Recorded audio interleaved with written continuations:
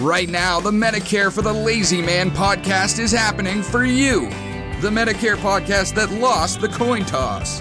He won't go to work until after the View Medicare expert, Doug Jones.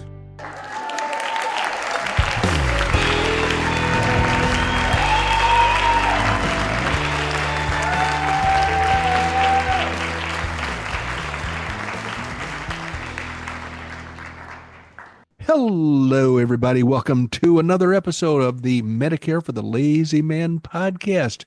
This, as you may have heard, is your Medicare expert, Doug Jones, and I am so pleased to have you joining me for this podcast episode. Why are we having a podcast episode? Well, the primary reason would be to lead you to a source of confirmational knowledge that Medicare will work to your advantage best if you just do a couple of things. You do make a couple of decisions that are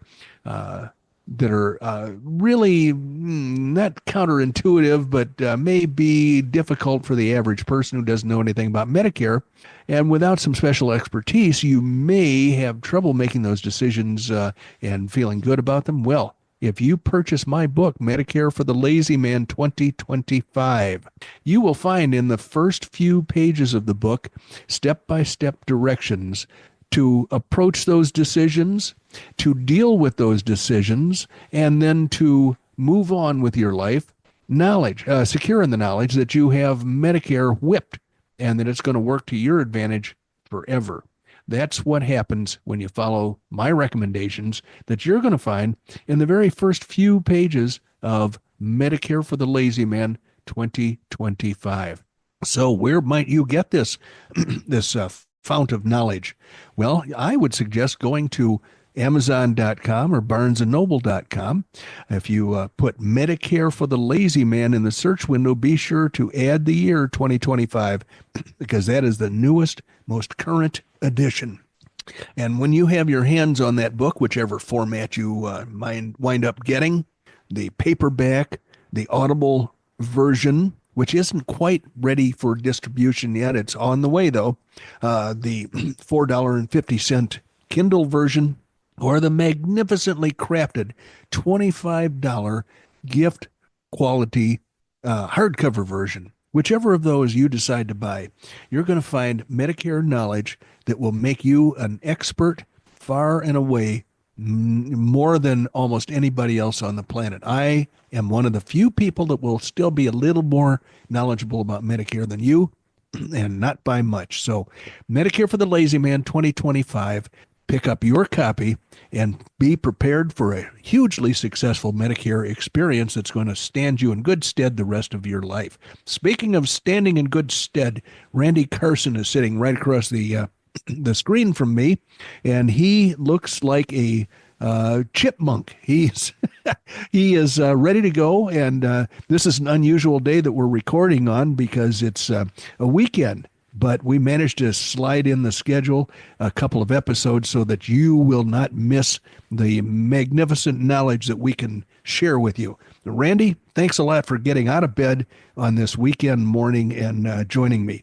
Well, you're absolutely welcome. I don't know if you've ever heard this expression, but for some reason you mentioned just a comment just a few seconds ago that brought this thought to mind. Randy is outstanding in his field. Of course. Well, it's got cattle. You don't have anything remotely resembling a cow field next to you. It's more like pristine desert.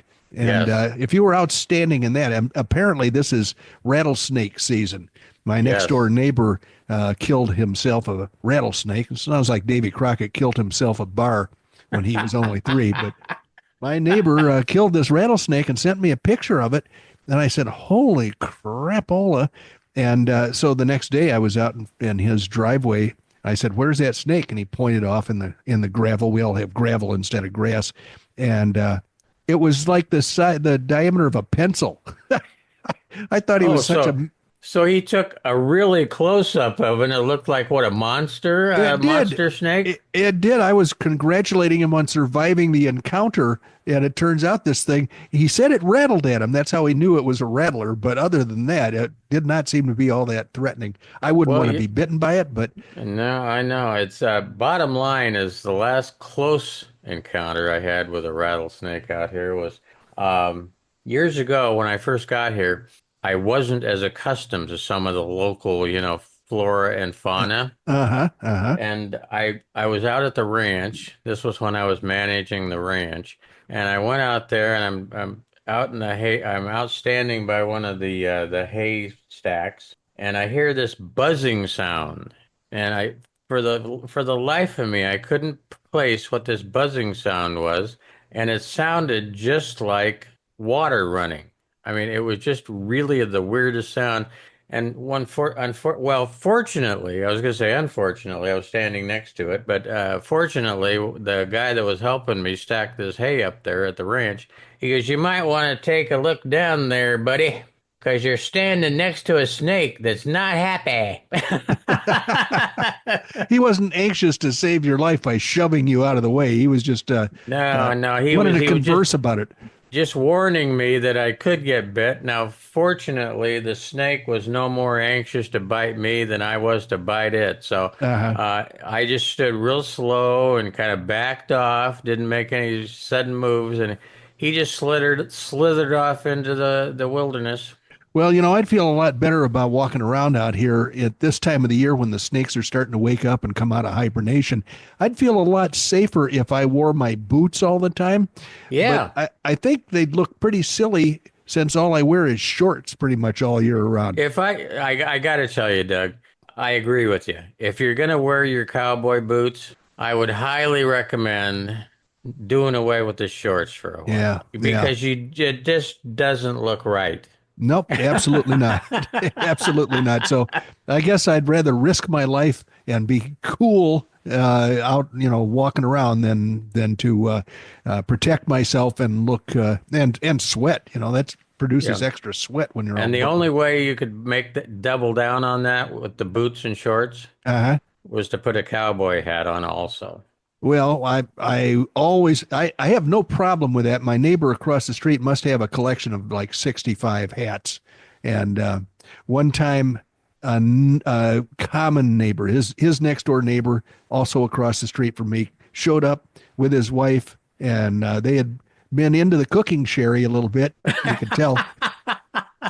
And he was wearing one of the friend's hats, and the proclamation was that you don't ever wear another man's hat. It's akin to wearing his underwear. Yes, it is. Yeah, it is. And now I got one more comment, and then we'll get off here and make some money. But I want you to promise me if you ever see me go over the bend, and I do wear sandals, but I normally don't wear them anywhere important.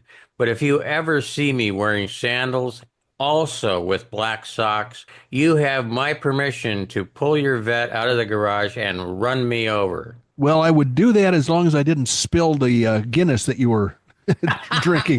I want to make sure we don't waste any valuable nectar. No, we've been drinking it. We've been doing a few Guinness here this weekend. Yeah, so your out of town guests are the reason we had to reschedule this recording session. yes. And frankly, I know you're going to go right back to having fun as soon as we hang up the microphones.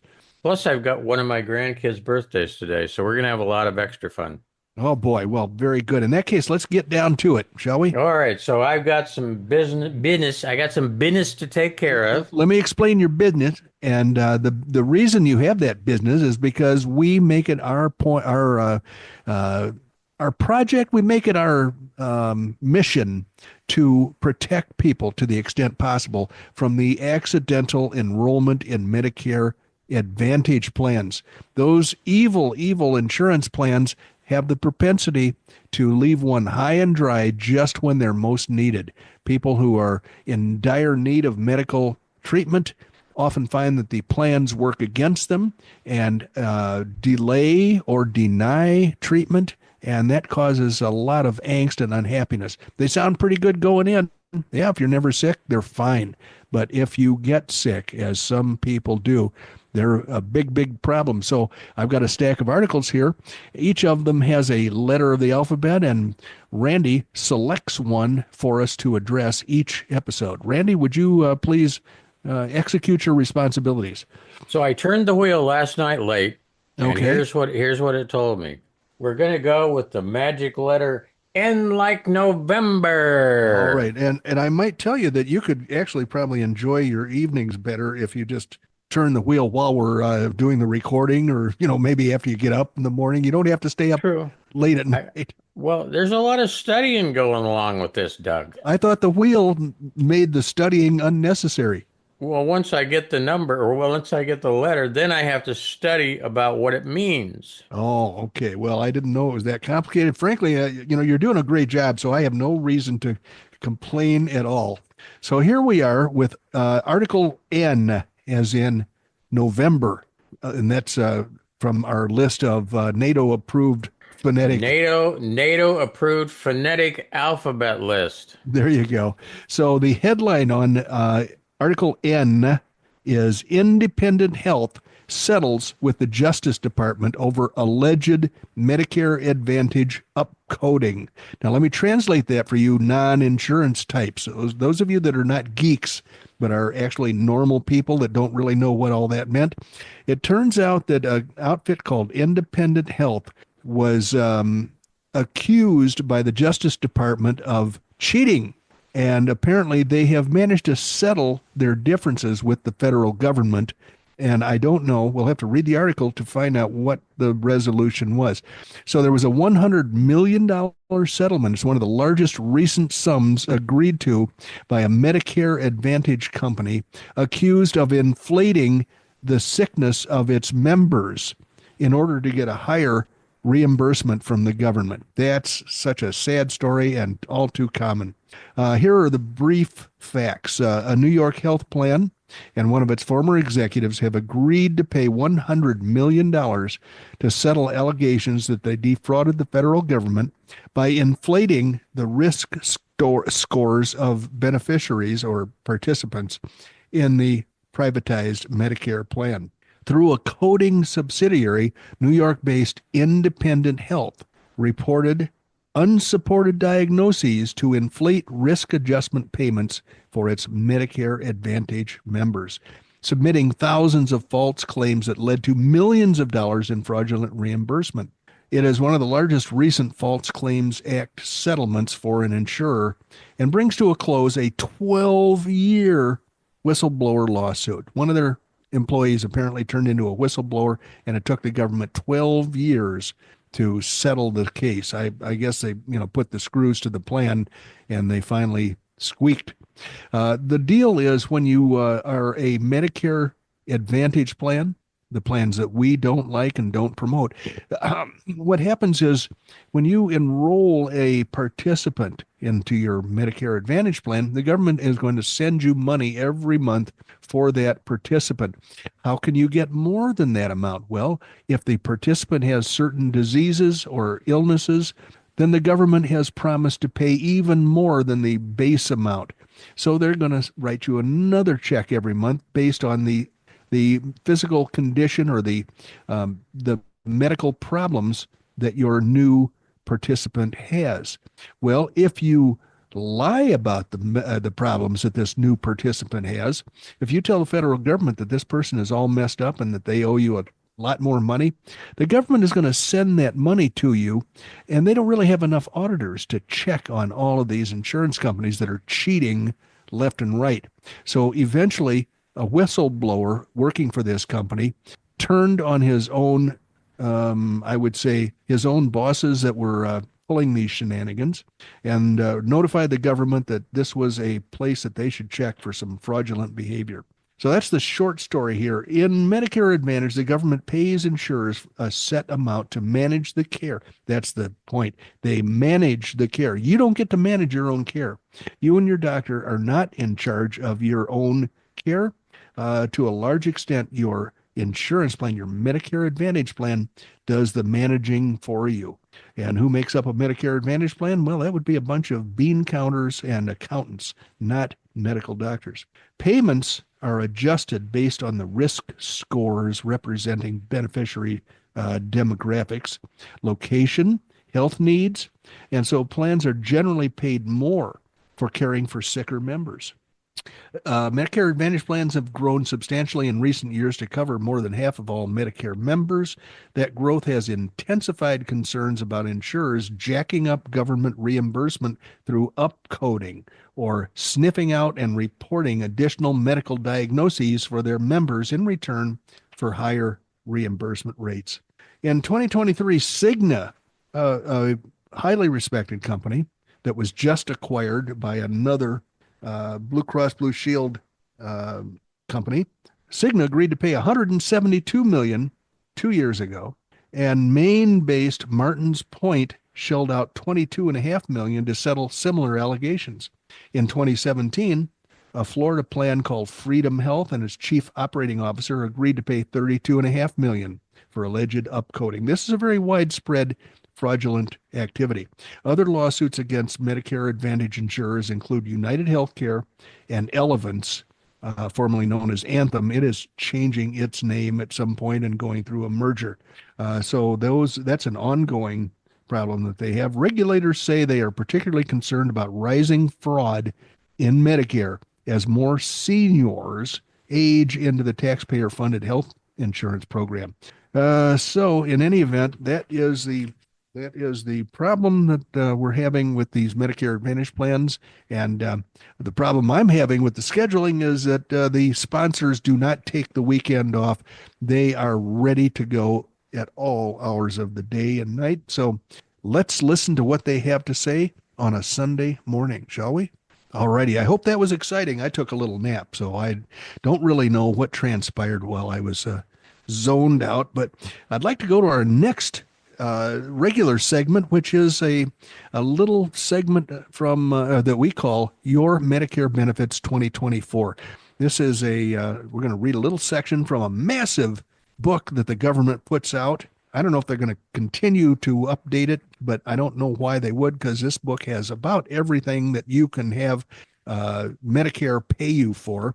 It's a huge collection of medical procedures and things that Medicare will reimburse you for, most of them anyway. So the subject today is electrocardiogram screenings. So it's either EKG or ECG screenings. How are they covered by Medicare? Well, it turns out Part B, as in Bravo, covers a routine EKG or ECG screening if you get a referral from your doctor or other healthcare provider during your one-time Welcome to Medicare preventive visit. Part B also covers those same tests as diagnostic tests, which I guess is a little bit different. I don't know. Let's read on and find out. How often is the question? Once, when you get a referral as part of your Welcome to Medicare visit, and more often as a diagnostic test if it's medically necessary. Randy's pretty excited because we've now passed through the D's and we're into the E's. So we're going to have to figure out where his dance lessons might be. He's kind of, I would say, concerned that dance lessons might not be covered by Medicare anymore. So anyway, the costs. After you meet the Part B deductible, which is $257 this year, you will pay 20% of the Medicare approved amount. If you don't have a Medicare supplement plan, come see me to make sure that you have a Medicare supplement plan, and that 20% will not be entirely your responsibility. If you have the test at a hospital or a hospital-owned clinic, you'll also pay a hospital co-payment, and it doesn't really say what that is. So if you want more information, go to medicare.gov/coverage/electrocardiogram-EKG- or ECG- screenings. Randy and I were talking about coding not long ago. I wonder how long it took to code that URL.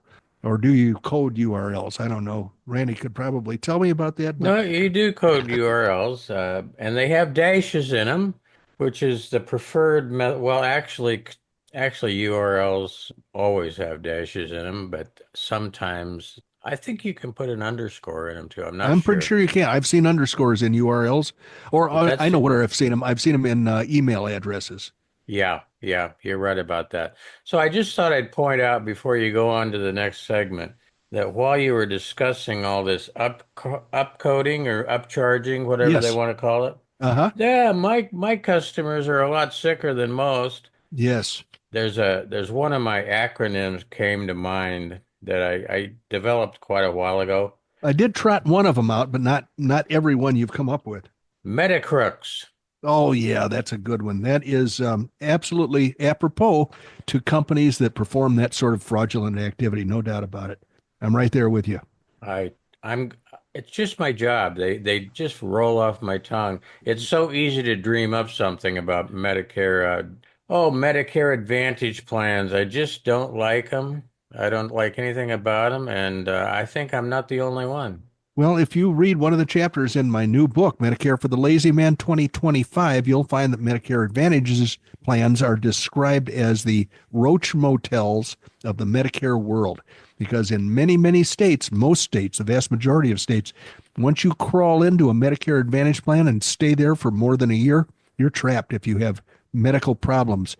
Because the Medicare supplement plans that are so much more superior will have the right to screen you to make sure you're of average health before they'll Right, give you a Medicare right. supplement plan. And if you're not because you waited too long and you got too old and sick, then you've got no hope, no hope at all.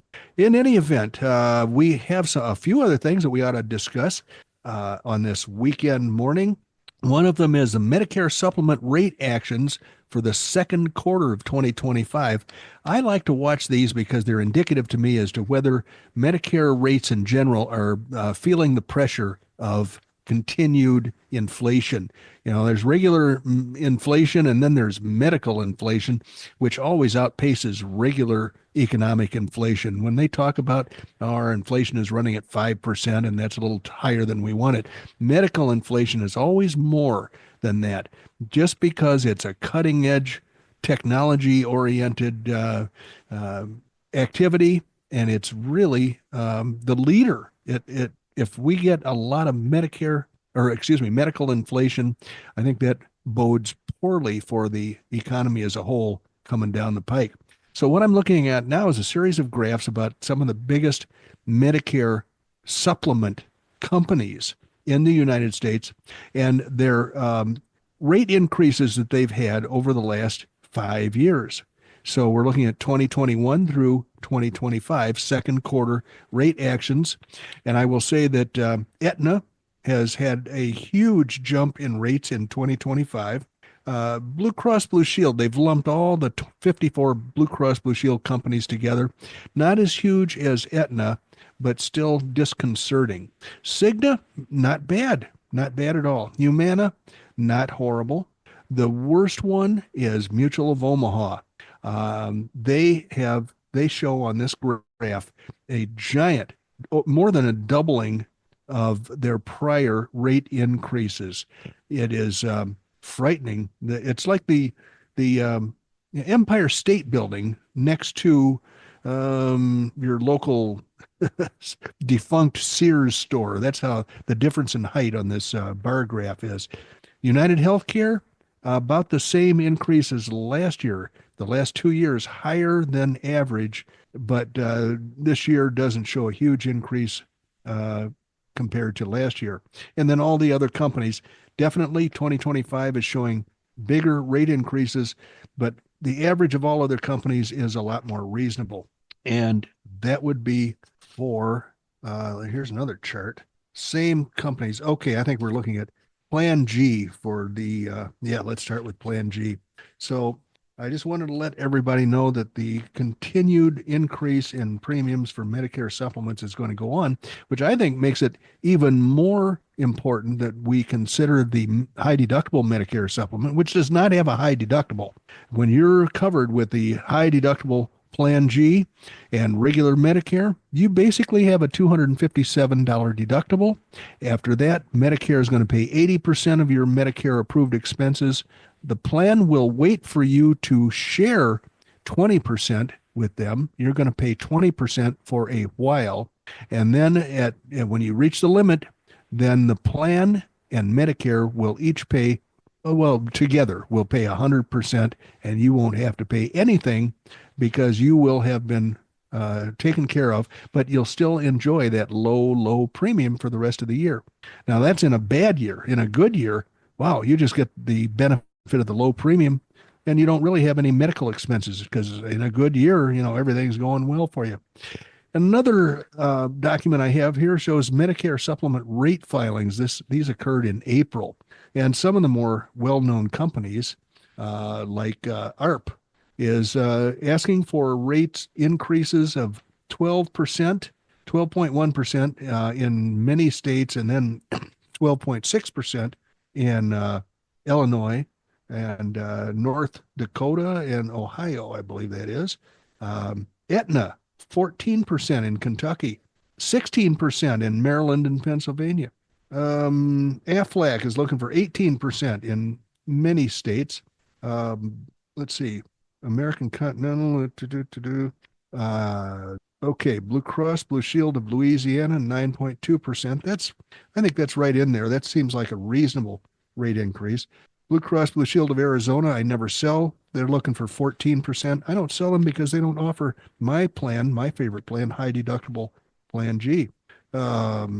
Care First, 8%. I hear good things about Care First Blue Choice, and I think that's in South Carolina. Cigna, looking for 10% in Idaho and 7.3% in Texas. Those are pretty reasonable. 7.5% in Florida.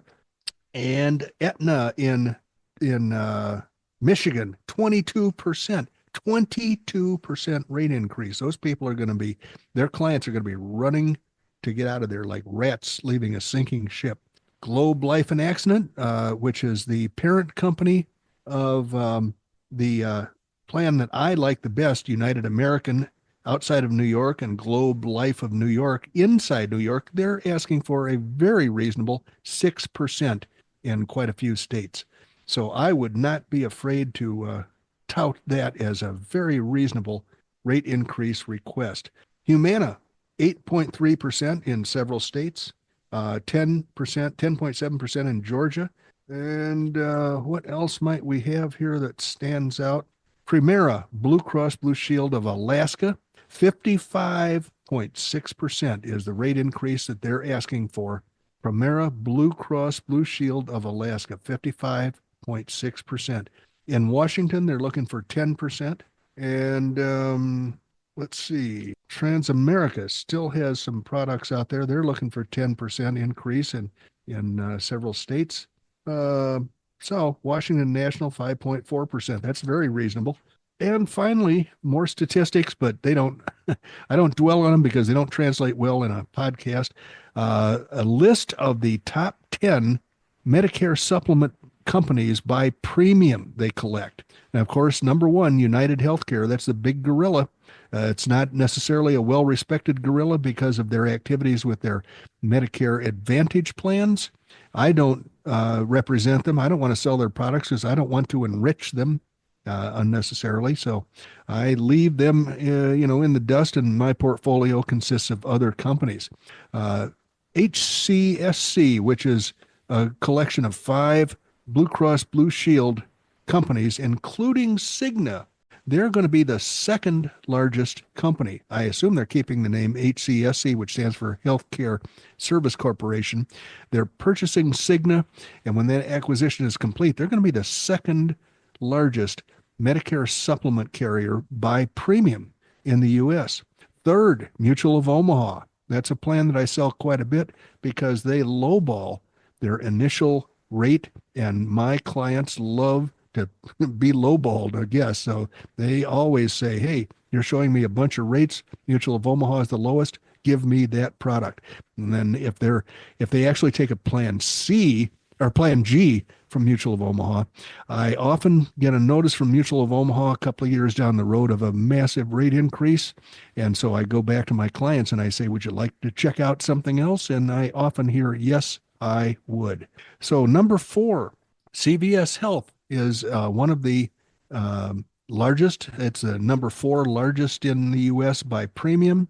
That would be Aetna, I believe. Elevance is number 5. Humana is number 6. Blue Shield of California, number 7. Blue Cross Blue Shield of Massachusetts, number 8. I think that's because it's so expensive in Massachusetts. Everything is that expensive. And then Wellmark, number 10. So that gets the monetary things out of the way, the boring statistical things. I've culled them now from my stack of things to talk about, but I've also culled all of our time away too. So I'm going to turn it over to Randy for the necessary closing ceremonies that he performs so well. And I'll be watching carefully to see if he screws anything up, but I bet he won't. I bet he won't. Well, I've practiced it last night a 3 times, and I think I can handle it today. I just, let me know, if I need to improve, just let me know and I'll try to do better. Count on it. There are a few things, actually there's 4 things that I always want to take care of before we sign off. First of all, I want to let everybody know that we're coming in on 36 left, and make sure that your tray table is in its upright and locked position. Put all the stuff in the overhead that may have shifted during landing and flight. I've never seen it, but hey, that's what they say. So long story short, here we go. We're going to say, if you want to reach out to Doug, and a lot of you do, and I certainly would too, because he is very knowledgeable and willing to share that knowledge. Plus, I'm a good-looking young man. Well, he is. He's bright-eyed and bushy-tailed, but you know something? Apparently, that's an expression that's only unique to where I'm from, because I've said that to people a couple different times, and they looked at me like going, "What in the world are you talking about?" Well, we don't want people to think that you're looking at my tail all the time, bushy or not. Oh, well, that's true. That's true. So here we go. If you want to email Doug, write down this email address, dbj@mlmmailbag.com. Don't forget, Doug is licensed nationwide in every one of our fabulous states of the Union. Check out the website, medicareforthelazyman.com. Got a lot of great things going on there. Number 3, we would appreciate it in your wanderings through the internet if you could drop a couple reviews for us. We want to stay ahead of the travel logs, and I know that sounds strange, and maybe someday we can get Doug to explain why that is. Last but certainly not least, thank you for joining us. You could have been a number of different places, doing 100 different things, and you weren't. You were with us, spending time, which is exactly where we love to have you. But if you weren't checking your time on your wristwatch or any other time-keeping device that you may have, we have just spent about 32 and a half minutes with Doug Jones, the anti-insurance guy, originally from Oklahoma. No more, he's up in the high ground behind Cave Creek, Arizona, in the place we love to call the Nosebleed Mountains, which is the home of the Nosebleed Indians. Yeah, there aren't. Go ahead. No, it's true. The Nosebleed Indians, there's not many of them left anymore. But bottom line is Doug's Fortress of Solitude is located there, and it changes altitude just about every day. I don't know how it does it, but it does it. I think it's got something to do with the fact that Doug is taking hang gliding lessons, and perhaps that has something to do with it. But anyway, I'm going to put him in at a really reasonable altitude of 7,433 feet.